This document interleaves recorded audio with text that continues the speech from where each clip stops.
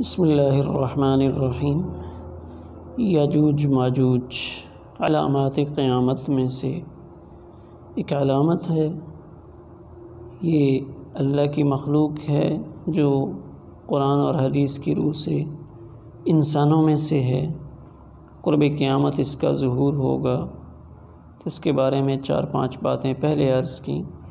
چھٹی بات یہ ہے کہ جب یہ ظاہر ہوں گے تو انسانی آبادی کو ختم کر ڈالیں گے۔ 7ویں چیز، دریاؤں کا پانی تک چاٹ جائیں گے۔ دریا کتنا زیادہ پانی ہوتا ہے، لیکن وہ اتنی کثیر تعداد میں ہوں گے کہ دریاؤں کا پانی تک ختم کر ڈالیں گے۔ پھر 8ویں چیز کہ ان کا کوئی مقابلہ نہیں کر سکے گا، یہاں تک کہ سیدنا عیسیٰ علیہ السلام اور ان کے رفقا ان کے لیے بد دعا کریں گے، اور اس بد دعا سے یہ ہلاک ہوں گے، یعنی اللہ کی طرف سے ان کی ہلاکت کا سامان ہوگا۔ 9ویں چیز کہ جب یہ ہلاک ہوں گے تو ان کی ہلاکت کی وجہ سے دنیا بدبودار ہو جائے گی، ساری زمین ان سے اٹھ جائے گی، لاشوں سے بھر جائے گی، ایسی بدبو ہوگی کہ رہنا مشکل ہو جائے گا۔ یعنی یہ ٹڈی دل قسم کا لشکر جب ہلاک ہوگا، جیسے ٹڈیاں کثیر تعداد میں ہوتی ہیں، تو ان کی ہلاکت سے زمین بدبودار ہو جائے گی اور بھر جائے گی۔ پھر 10ویں چیز کہ سیدنا عیسیٰ علیہ السلام کی دعا سے، کہ وہ دعا کریں گے کہ یا اللہ اس مصیبت سے نجات دلا، تو اس دعا سے ایک عالمگیر بارش برسے گی، جس سے ان کی لاشیں دریا برد ہو جائیں گی یا غائب ہو جائیں گی، یعنی اس عالمگیر بارش کے بعد کائنات کی صفائی ہو جائے گی۔ اب ان کے بعد جب یہ ختم ہو جائیں گے تو 11ویں چیز 40 سال ان کے ختم ہونے کے بعد خیر و برکت کے ہوں گے۔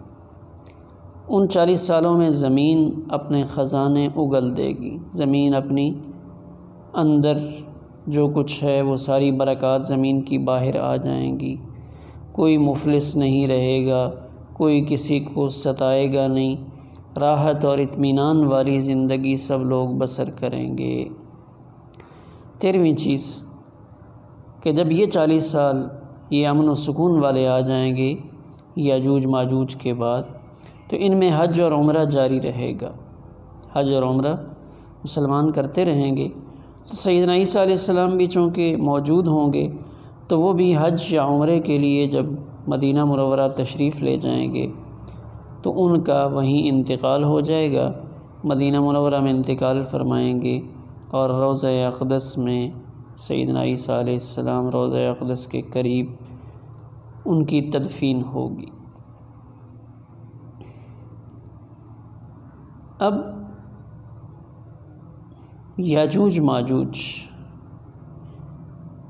ان کے بارے میں نبی کریم صلی اللہ علیہ وسلم کی حیات طیبہ کے آخر میں آپ کو ایک خواب دکھلایا گیا، جس خواب میں آپ کو یہ دکھلایا گیا کہ اس سد ذوالقرنین، یعنی وہ دیوار جو پہاڑی دروں کے درمیان حضرت ذوالقرنین نے تعمیر کروائی تھی، اس میں ایک سوراخ ہو گیا ہے، جس کو آپ صلی اللہ علیہ وسلم نے عرب کے لیے شر و فتنہ قرار دیا۔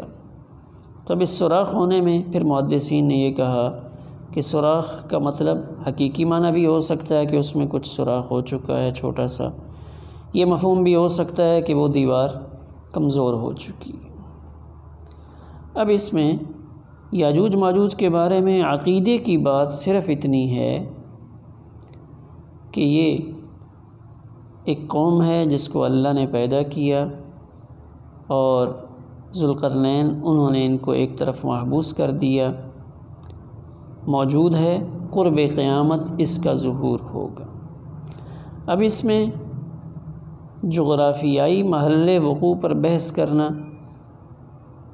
یہ ایمانیات میں داخل نہیں ہے کہ یہ کہاں ہیں۔ آج لوگ کہتے ہیں کہ ہم نے تو ساری دنیا چھان ماری ہے، چپا چپا چھان مارا ہے، تو ہمیں تو وہ دیوار بھی نظر نہیں آئی اور یہ مخلوق بھی نظر نہیں آئی۔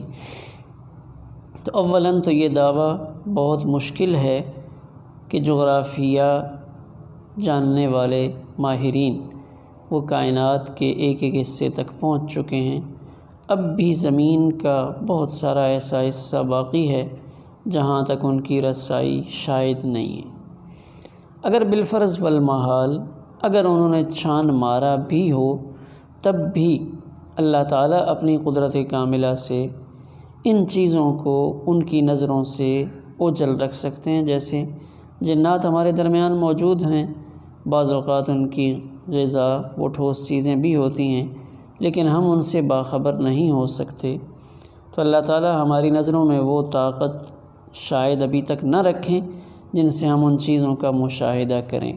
تو بہرحال اس پر ایمانیات موقوف نہیں ہیں کہ وہ جغرافیائی اعتبار سے کہاں ہیں، وہ کس قوم اور قبیلے سے تعلق رکھتے ہیں، کون کون سی قومیں اس کے اندر شامل ہیں، یہ محل بحث نہیں ہے۔ باقی محققین کی تحقیقات اور آراء وہ اپنی جگہ پہ مفسرین نے کتابوں میں نقل کی ہیں، یعنی یہ کوئی ایسا مسئلہ نہیں ہے جس کے بارے میں آخرت میں پوچھ گچھ ہو یا آخرت میں نجات اس پر موقوف ہو کہ آپ نے یاجوج ماجوج کے بارے میں کیا تحقیقات کی ہیں۔ اس کا آخرت میں نجات کے ساتھ کوئی تعلق نہیں ہے، بس عقیدے میں اتنا ذہن میں رکھ لینا کافی ہے کہ یہ اللہ تعالیٰ کی مخلوق ہے، قرب قیامت اس کا ظہور ہوگا۔ بعض مفسرین نے یہ تحریر کیا کہ ان کے 22 قبیلے ہیں، ان میں سے 21 قبیلے وہ اس دیوار کے پیچھے ہیں اور ایک قبیلہ وہ باہر ہے۔ اب ممکن ہے دنیا کی جو شریر اقوام جو پہلے دور میں گزر چکی یا اب ہیں، تو ممکن ہے یہ ان کی نسل میں سے ہوں۔